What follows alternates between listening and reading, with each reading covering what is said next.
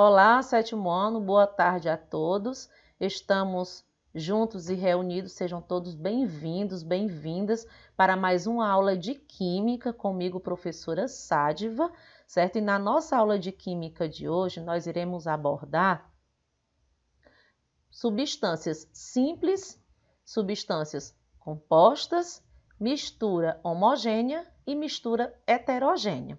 Primeiro eu vou iniciar para vocês ressaltando que as substâncias elas podem ser classificadas em duas categorias, né? Em simples e compostas. Aí vem a pergunta, professora, o que são substâncias simples? Então, as substâncias simples, deixando bem claro para vocês, são aquelas substâncias formadas por um único elemento químico. Então, por exemplo, eu tenho aqui um gás nobre, o hélio, o gás oxigênio, O2, o ozônio, O3, o fósforo, P4. Então, nós podemos observar que cada substância é formada apenas por um único elemento químico. Ok, turma? O hidrogênio também, né? Ressaltando para vocês. Ok? As duas únicas substâncias puras, simples, líquidas são mercúrio e o bromo, ok? Já as substâncias compostas, né? Composta, formada por mais de um elemento químico, ou seja, no caso aí, as substâncias compostas, ela é formada por mais de um tipo de átomo, certo?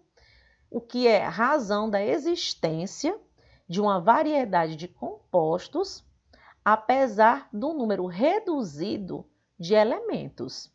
Então, as substâncias açúcar e álcool, por exemplo, são formadas pela união de diferentes átomos, hidrogênio, oxigênio, carbono.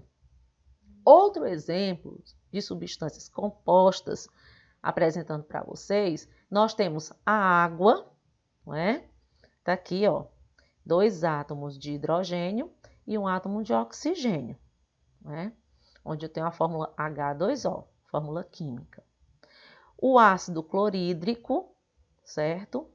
No caso aqui, ó, o HCl. Eu tenho também o cloreto de sódio, que é o NaCl, ok?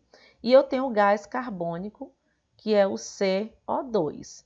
Também tenho a amônia, que é o NH3, ok?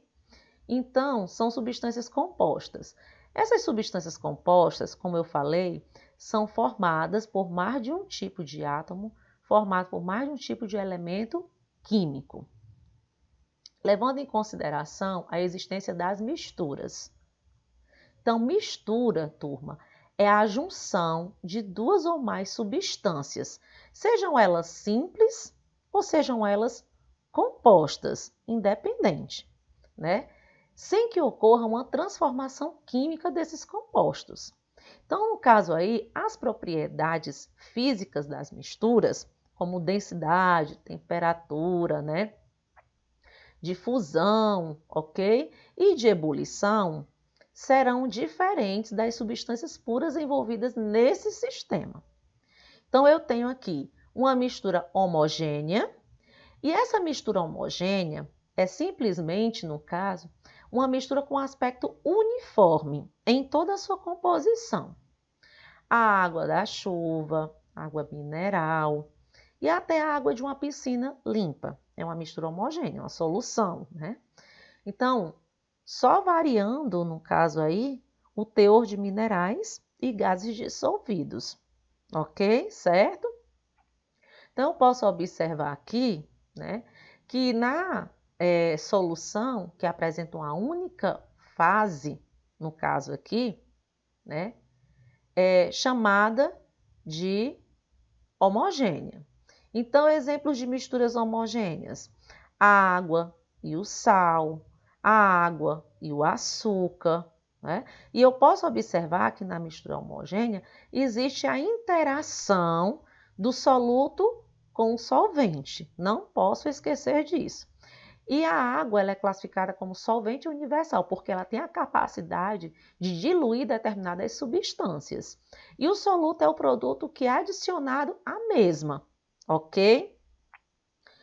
E eu posso aqui verificar o outro tipo de mistura, que é a chamada mistura heterogênea. Então, a mistura heterogênea, ela pode apresentar, no caso aqui, né, duas ou mais fases. No caso aí, né? Então, exemplos de misturas heterogêneas, né? Eu posso ter a água e o óleo, né? A água e a areia, o gelo e a água, o granito, que é formado por quartzo, feldespato e mica. Eu tenho a água e ferro, eu tenho óleo, água e areia, 3 fases, né? Então, é uma mistura heterogênea, levando em consideração que o meu solvente universal, que é a água, ele não consegue interagir, certo? Não consegue diluir o soluto que é adicionado a ele, né? Como o óleo, né? E a areia. O que é que eu posso perceber?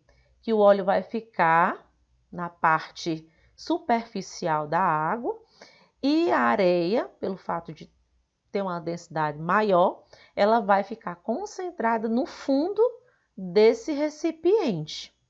E por mais que você mexa tentando interagir ali o soluto com o solvente, você não consegue fazer com que eles se envolvam, se misturem, né?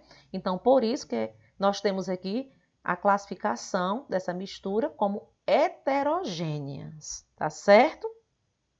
Porque apresenta mais de 2 fases, no caso aí. Então, turma, essa foi a nossa aula de hoje. Eu espero ter contribuído para com o aprendizado de vocês. Anotem, certo? Algo que não tenha ficado compreendido para retirarmos todas e quaisquer dúvidas no nosso plantão de quinta-feira. E eu deixo registrado aqui um grandioso abraço e até a nossa próxima aula.